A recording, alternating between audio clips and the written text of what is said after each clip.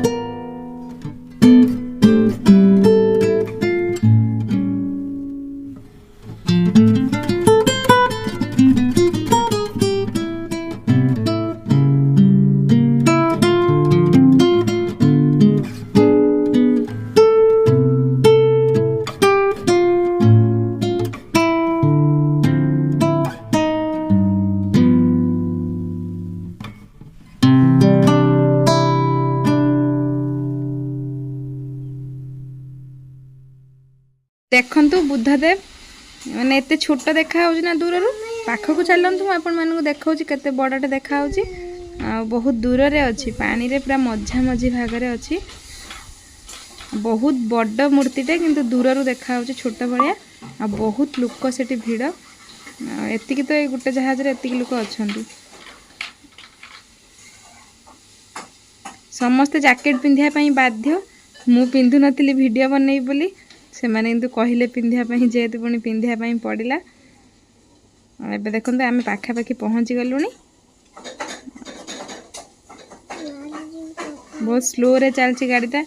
मत तो इच्छा था जो गुटिकिया गाड़ी जावाई किंतु डर भी बहुत लगुच से गलिनी। केमिति लागुच आपन देखंतु केते बड़ा बुद्ध मूर्तिटे